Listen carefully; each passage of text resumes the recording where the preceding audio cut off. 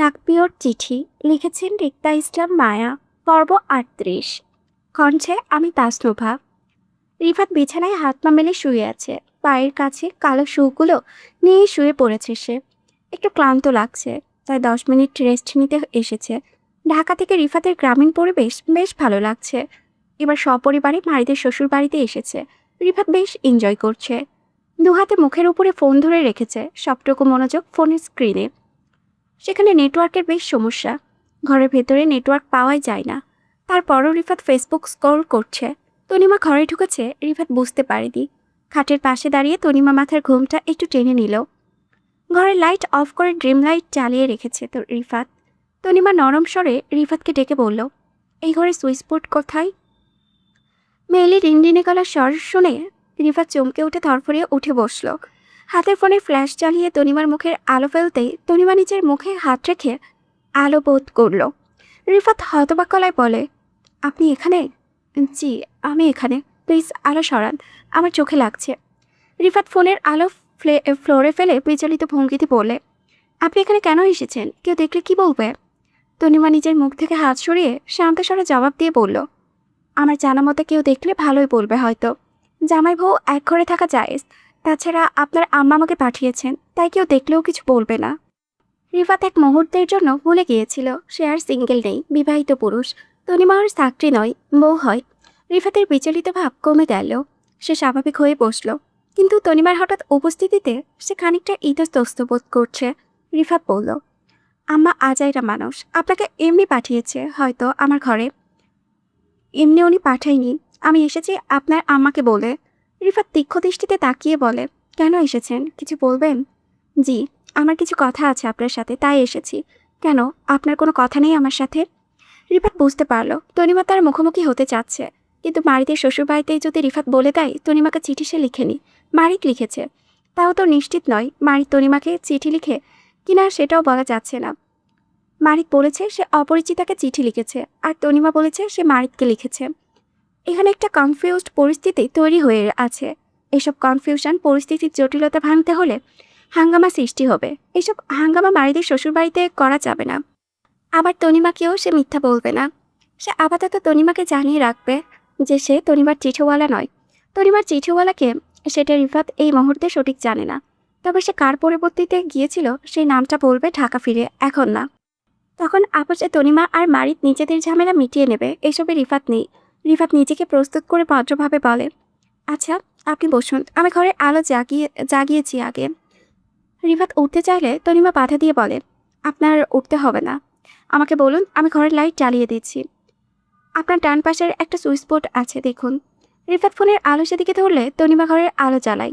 কাঠের ঘরের দুপাশটার দরজা লাগিয়ে দেয়। তনিমাকে দরজা লাগাতে দেখে রিফাত খানিকটা কপাল কুঁচকে বলে, আপনি দরজা লাগাচ্ছেন কেন? বাড়িতে অনেক মানুষ আছে, আপনি নিশ্চয়ই চাইবেন না আমাদের কথা তৃতীয় ব্যক্তি কেউ শুনুক। রিফাত চুপ করে যায়। তনিমা রিফাতের থেকে দূরত্ব বজায় রেখে খাটের কিনারায় বসে। ইতস্তত ভাব নিয়ে দুজনই চুপ করে রইল কিছু সময়। সে কোথা থেকে কথা শুরু করবে বুঝতে পারছে না। রিফাত তো জানেই না চিঠিওয়ালার কি কাহিনী।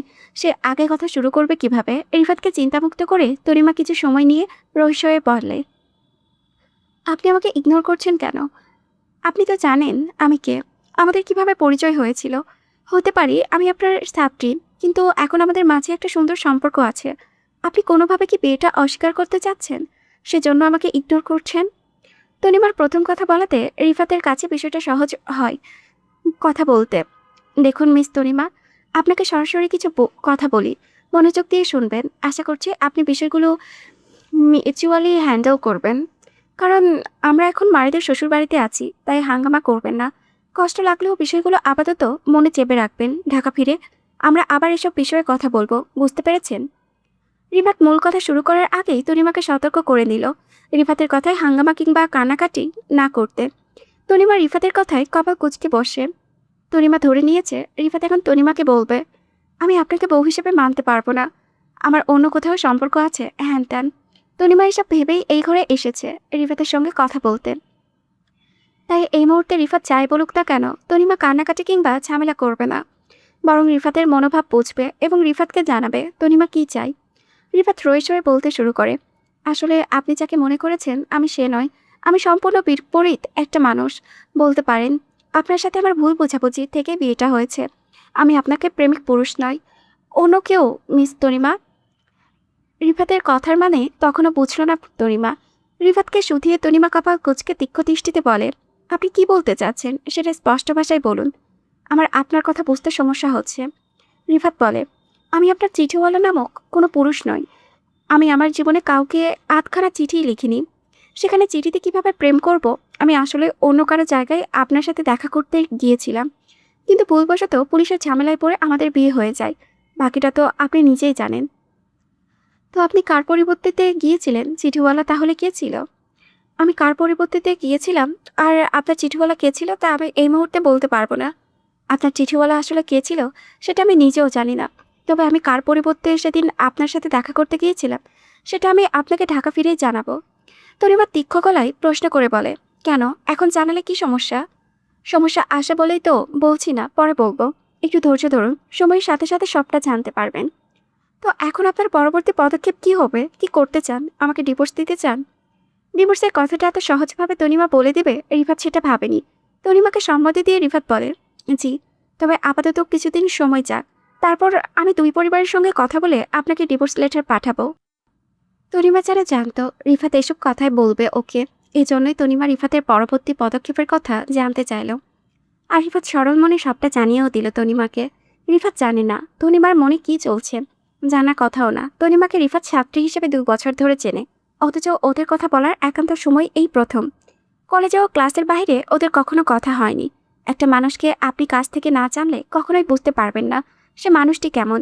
রিফাতের ক্ষেত্রেও তাই হলো। রিফাত জানে না তনিমা ব্যক্তি হিসেবে কেমন, কিংবা তার আচার আচরণ কীরকম হতে পারে। তনিমা রিফাতের দিকে বেশ কিছুক্ষণ তীক্ষ্ণ দৃষ্টিতে তাকিয়ে থেকে আশেপাশে কিছু একটা খুঁজে রিফাতকে বলে, আপনার কাছে খাতা কলম হবে স্যার? রিফাত অবাক হলো। তনিমাকে প্রশ্ন করে বলে, আপনি খাতা কলম দিয়ে কী করবেন? লিখব। এখন পড়াশোনা করবেন? না, আমি স্যারকে জীবনের মান নির্ণয়ের সূত্রটা বোঝাবো, তাই খাতা কলম লাগবে। আপনার কাছে হবে স্যার? রিফাত তনিমার মনোভাব বুঝতে পারছে না। হঠাৎ করে মেয়েটার কি হলো? রিফাত একটা সিরিয়াস টপিকে কথা বলছে, জীবন সংক্রান্ত, অথচ মেয়েটা জীবনের মান নির্ণয়ের কিসের সূত্র নিয়ে পড়ছে। তনিমা আশেপাশে তাকিয়ে খাতা কলম না পেয়ে রিফাতের হাতের ফোনের দিকে তাকিয়ে বলল, আপনার ফোনেও তা লেখা যাবে তাই না? দিন। আপাতত আপনার ফোনটা হলেই চলবে। আমার ফোনে কি লিখবেন আপনি? আপনি বলেছেন আমি যেন হাঙ্গামা না করি, সেজন্য ফোনে লিখে জানাই আমি কষ্ট পাচ্ছি কিনা। তনিমাকে রিফাতের কাছে বেশ অদ্ভুত আর ইন্টারেস্টিং ক্যারেক্টার মনে হলো। রিফাত হাত বাড়িয়ে তনিমাকে ফোনটা দিতেই তনিমা রিফাতের ফোনে নোটপ্যাড ওপেন করে লিখতে শুরু করলো। তনিমা ঠোঁট চেপে মনোযোগ দিয়ে কিছু একটা লিখেছে বেশ সময় নিয়ে। রিফাত অধৈর্য হয়ে বসে আছে তনিমা কি লিখছে তা জানতে। লেখা শেষ হতে তনিমা রিফাতকে ফোনটা দিয়ে বলে, আমি চলে যাওয়ার পর আপনি এটা পড়বেন কেমন? রিফাত তনিমার মুখের দিকে তাকিয়ে ভাবল সে হয়তো তনিমাকে বেশি কষ্ট দিয়ে ফেলেছে। মেয়েটা কি এখন কোথাও বসে নীরবে কাঁদবে? হয়তো রিফাতের কাছ থেকে কষ্ট লুকাতে তনিমা এখন পালিয়ে যাচ্ছে এখান থেকে। রিফাত মনে মনে বেশ অপরাধবোধ নিয়ে তনিমাকে সান্ত্বনা দিতে বলল, আপনি কি বেশি কষ্ট পাচ্ছেন? কষ্ট পাবেন না মিস তনিমা, আমি আছি আপনার পাশে। তনিমা খুব স্বাভাবিকভাবে মাথায় ঘোমটা টেনে পাল্টা প্রশ্ন করে বলে, আমি জানি আপনি আছেন, কিন্তু আপনি জানেন না যে আপনি আছেন। মানে? তনিমা রিফাতের কথার উত্তর না দিয়ে দরজা খুলে বেরিয়ে যায়। তনিমা রিফাতকে গোলকধাঁধায় ফেলে গিয়েছে। রিফাত তনিমার চলে যাওয়া দেখে নিজের ফোনের দিকে দৃষ্টি বুলালো। চিঠির মতো করে সেখানে লেখা পেল, ডিয়ার স্যার, আপাতত আপনাকে স্যার বলেই সম্বোধন করি, কারণ আপনি এখন আপডেট হয়ে আমার স্বামীতে রূপান্তরিত হতে পারেননি। যেদিন আপনার মাঝে স্বামীর কোয়ালিটি আসবে সেই দিন ডিয়ার স্বামী লিখব। আপাতত ততদিন তোলা রইল। শুনুন স্যার, আপনার সব প্রশ্নের উত্তর আমি সরাসরি এক উত্তরে দিচ্ছি, আর সেটা হলো আপনি দুনিয়ায় যত অজুহাত বাহানা আর মিথ্যে কাহিনী বানান না কেন, আমি ইহজীবনে আপনাকে কখনো ছাড়ব না।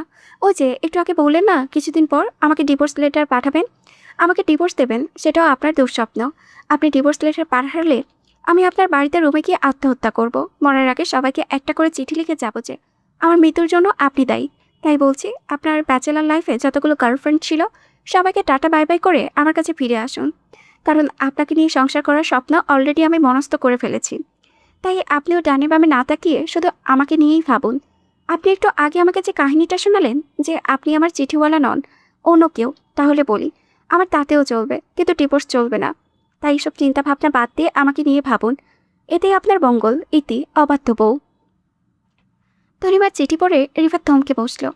তনিমা যে রিফাতের বলা একটা কথাও বিশ্বাস করেনি সেটা স্পষ্ট তনিমার লেখা চিঠিতে বোঝা যাচ্ছে। তনিমা রিফাতকে চিঠিওয়ালা ভেবেই সংসার করতে চাচ্ছে এবং এজন্য আত্মহত্যার হুমকি পর্যন্ত দিল রিফাতকে। রিফাত তো ভেবেছিল মেয়েটা তার কথায় কষ্ট পেয়ে পালিয়ে যাচ্ছে, সেজন্য সে সহানুভূতি দেখাচ্ছিল, অথচ মেয়েটি তাকে কষ্ট দিয়ে চলে যাচ্ছিল। আচ্ছা, রিফাত ডিভোর্স লেটার পাঠালে কি মেয়েটা সত্যি সত্যি আত্মহত্যা করবে রিফাতের ঘরে এসে? রিফাতের মনে তনিমার আত্মহত্যার ব্যাপারটা নিয়ে ভয় ও অস্থিরতা কাজ করেছে। রিফাত এক মুহূর্তের জন্য বুঝতে পারছে না তার আসলে কি করা উচিত। তনিমাকে নিয়ে রিফাতের সংসার করার অসম্ভব, কোনোভাবেই বিষয়টা চায় না।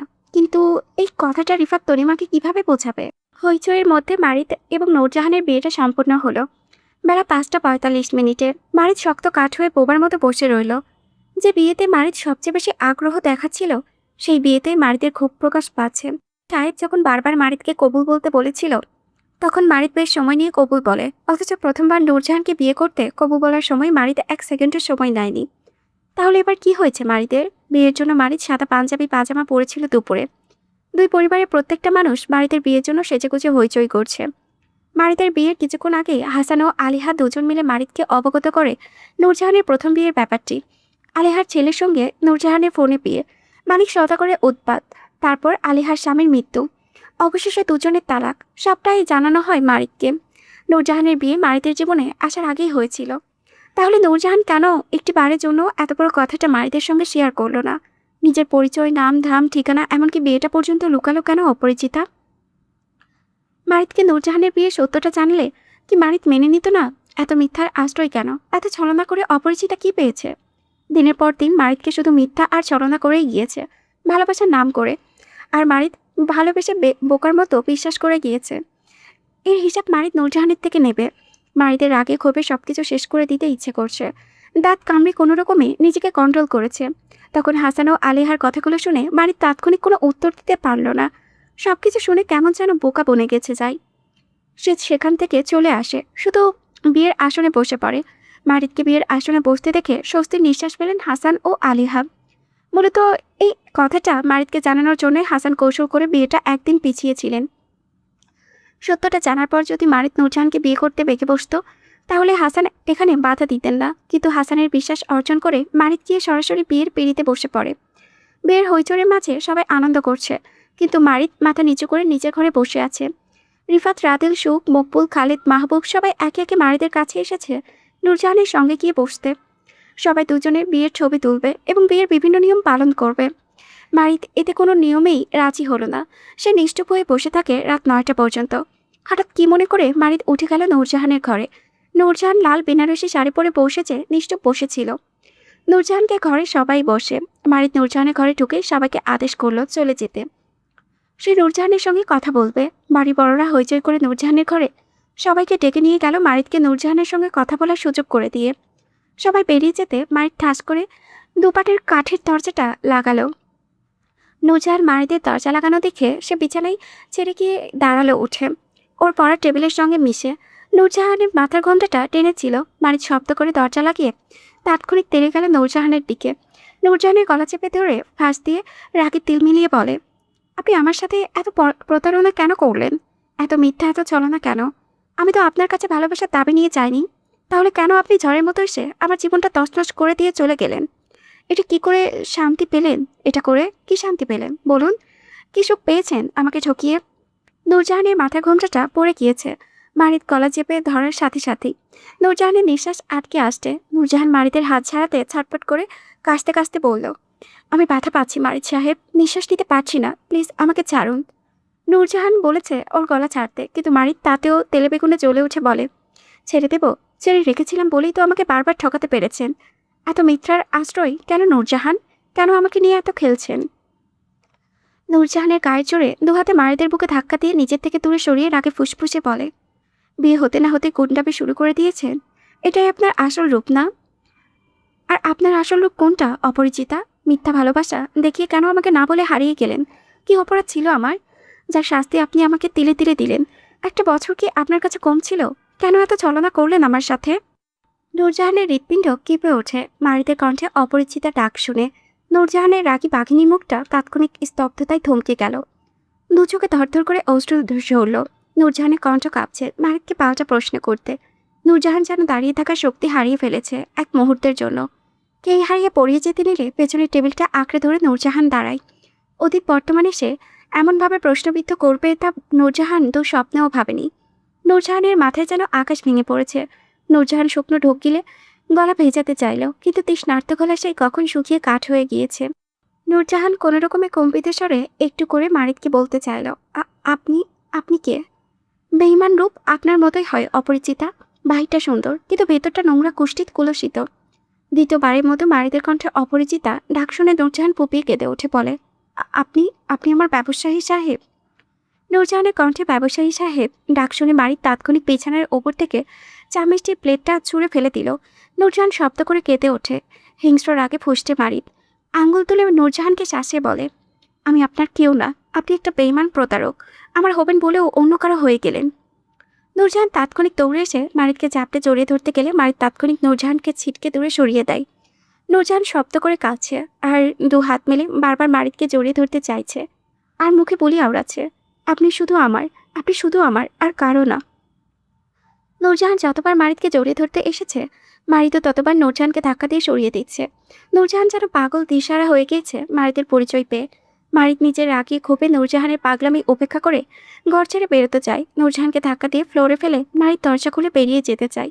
মারিদের ধাক্কায় ফ্লোরে পড়ে নূরজাহানের হাত কেটে যায় কাচের কাপের প্লেটের ভাঙা অংশে লেগে। মারিদকে দরজা খুলতে দেখে নূরজাহান পাগলের মতো ফ্লোর থেকে উঠে দৌড়ে গিয়ে মারিদকে পেছন থেকে চাপটে জড়িয়ে হুমু শব্দে কেঁদে উঠে বলে, আমি আপনাকে ছেড়ে যাবেন না, আপনি শুধু আমার, আমি আপনাকে কোথাও যেতে দেব না, কোথাও না। মারিদ আর কিছুক্ষণ সেখানে থাকলে রাগে ক্ষোভে নূরজাহানের গায়ে হাত তুলে ফেলবে। মারিদ এই মুহূর্তে ঝামেলা চাচ্ছে না, আবার সবকিছু সহ্য করতে পারছে না সে। মারিদ জোরপূর্বক নূরজাহানের দুহাত পেট থেকে ছড়িয়ে দরজা খুলে বেরিয়ে গেল। নূরজাহানও থেমে নেই, মারিদের পেছনে দৌড়ে চিৎকার করে মারিদকে থামাতে চাইছে। মারিদ ও নূরজাহানের বিয়ের জন্য বাড়িতে ডিজে বক্স বাজাচ্ছে সাজিত আহাত। বাড়ির সবাই উঠোনেই ছিল। মারিদ নূরজাহানের সঙ্গে একান্ত দেখা করতে গিয়েছিল বলে বাড়ির বড়রা কেউই সেদিকে গেল না। মাত্র বিয়ে হয়েছে দুজনে, নতুন বউ বর নিজেদের জন্য সময় নেবে, এটা স্বাভাবিক। সুখ আশানুরকে নিয়ে ভাত করেছিল। সাদা জামাতে খাবারের তেল পড়ে দাগ হয়ে গিয়েছে আশানুরের। সেই হলুদ জায়গায় লেবু ঘষে দাগটা তোলার চেষ্টা করছে এতক্ষণ। মারিত নূরজাহানের চিৎকারে হালকা পাতলা কানে এসেছিল, যদিও উঁচু শব্দে গান বাজছিল, তারপরও অল্প স্বল্প শোনা যাচ্ছিল। আশানুর সুখ ওরা আপত্তিকর কিছু ভেবে চলে যেতে চেয়েছিল, কিন্তু ততক্ষণে মারিদকে রাগান্বিত ভঙ্গিতে দরজা খুলে বেরিয়ে যেতে দেখে অবাক হয়। সবচেয়ে বেশি অবাক হয় যখন নূরজাহান মারিদকে আটকাতে তার পেছনে দৌড়ে হাউমাউ করে চিৎকার করে কাঁদছে দেখেন। সুখ মারিদকে চিৎকার করে ডাকতে থামাতে, কিন্তু মারিদ দাঁড়ায় না দেখে আশানুর ও সুখ দৌড়ে গিয়ে নূরজাহানকে জাপটে জড়িয়ে আটকায়, যাতে মারিদের পেছনে দৌড়ে বাহিরে না যায়। বাহিরে গেলে পরিবারের বড়রা আছে, নূরজাহানকে এই অবস্থায় দেখলে মাইন্ড করবেন। মারিদ কেন রেগে বেরিয়ে গেল, নূরজাহান কেন কাঁদছে, এই মুহূর্তে আশানুর ও সুখ দুজনেই জানে না। আশানুর নূরজাহানকে দিয়ে জোরপূর্বক ফ্লোরে বসে পড়ে। নূরজাহান শক্তি দেখিয়ে আশানুরের বাঁধন ছোটাতে চাইলে দেখে সুখ তাৎক্ষণিক নূরজাহানকে ফ্লোরে চেপে ধরে অস্থির গলায় প্রশ্ন করে বলে, ভাবি কি হয়েছে আপনার, এভাবে কাঁদছেন কেন? ভাই কিছু বলেছে আপনাকে? আশানুরও একটু প্রশ্ন করলো নূরজাহানকে। অস্থির ও উত্তেজিত হয়ে বলল, পরিবহীন আমার, কি হয়েছে তোর, এভাবে কাঁদছিস কেন? জামাইবাবু কিছু বলেছে তোকে? আমাকে বল, কি হয়েছে তোর? শক্তিতে সুখ ও আশানুরের সঙ্গে না পেরে নূরজাহান আশানুরের উপরে শরীর ছেড়ে দিয়ে কাঁদতে কাঁদতে বলে, আমার ওনাকে এনে দাও বুবু, উনি চলে যাচ্ছেন, উনি আবার আমাকে একা করে চলে যাচ্ছেন, আমি ওনাকে আবার হারিয়ে ফেলবো বুবু, তুমি ওনাকে এনে দাও, এনে দাও। সুখ দুহাতে নূরজাহানের গালের পানে মুছে দিতে দিতে বলে, তুমি কত বোকা ভাবি, ভাই তোমাকে বিয়ে করেছে একা ফেলে চলে যাওয়ার জন্য? জামাই কখনো বউকে ফেলে যায় বলো? আমরা সবাই তোমাদের বাড়িতে কেন এসেছি বলো? তোমাকে মারিদ ভাইয়ার বউ করে সঙ্গে করে নিয়ে যেতে এসেছি ভাবি। তাহলে আমরা কি তোমাকে এখানে একা রেখে যাবো বলো? তোমাকেও তো সঙ্গে নিয়ে যাবো আমাদের বাড়িতে, তখন তো মারিদ ভাই সবসময় তোমার সাথেই থাকবে ভাবি। তাহলে বোকার মতো এখন এত ভয় পাচ্ছ কেন? নূরজাহানের কান্না থামে না, কাঁদতে কাঁদতে বলে, উনি সত্যিই চলে গিয়েছে সুখ, আর আসবে না আমি জানি। আমার ভাই কোথাও যায়নি, একটু পর আবার আসবেন দেখিও তখন। হয়তো এখন রেগে আছে কোনো কারণে, কিন্তু তোমাকে ছেড়ে কখনো যাবেন না ভাবি, ভাইয়ের উপরে বিশ্বাস রেখো। নূরজাহান সুখের কথা মেনে নিলেও নিজের তোলপাড় মনকে শান্ত করতে পারল না। তেমন অশান্ত অস্থির উত্তেজনা ও দিশেহারা হলো মারিদের জন্য। দিশেহারা নূরজাহানের কান্নার শব্দ কমে আসলেও কান্নার বেগ কমল না, নিঃশব্দে শুধু ফুপিয়ে কাঁদতে লাগলো। আশানুর ও সুখ নূরজাহানকে নিয়ে নূরজাহানের ঘরে যায়। দরজা বন্ধ করে তারা নূরজাহানকে শান্ত করার চেষ্টা করে। বাহিরে বড়রা কেউ নূরজাহানকে এভাবে কাঁদতে দেখলে বুঝবেন বাড়িতে নূরজাহানের মাঝে ঝামেলা হয়েছে, আর এতে বাজে প্রভাব পড়বে দুই পরিবারের মাঝে। নতুন বিয়ে করা জামাই বউ যদি বিয়ের প্রথম রাতে এভাবে কান্নাকাটি করে রাগারাগি করে, তাহলে জীবনের বাকি সময়টা কিভাবে কাটবে তাদের? আশানুর দ্রুত রোমের কাপ প্লেটের ভাঙা অংশগুলো পরিষ্কার করে নিল। সুখ নূরজাহানের গায়ের বেনারসি শাড়িটা ঠিক করে নূরজাহানকে শোয়ালো। নূরজাহানের মুখটা ভেজা কাপড় দিয়ে মুছে দিল, যাতে কান্নার ভেজা মুখটা খানিকটা হলেও ঠিকঠাক দেখায়। মারিক নূরজাহানের ওপর জিদ করে সেই রাতেই সবাইকে ছেড়ে একা গাড়ি ড্রাইভ করে ঢাকায় চলে যায়। নূরজাহানের বাড়িতে সবার আরও একদিন এক রাত থাকার কথা ছিল, অথচ মারিদ সবাইকে ফেলে চলে যায়। ফোনে সবাইকে বাহানা দেয় মারিদের কনস্ট্রাকশনের মালামাল চুরি হয়েছে, সেজন্য ইমার্জেন্সিতে মারিদকে ঢাকা ফিরতে হয়েছে। মারিদ চলে যাওয়াতে মাহবুব পরদিনই সবাইকে নিয়ে ঢাকা ফিরতে চান, কিন্তু হাসান ও তারানুর জোর করে তাদের আরও একটা দিন রেখে দেন ধানচিতে।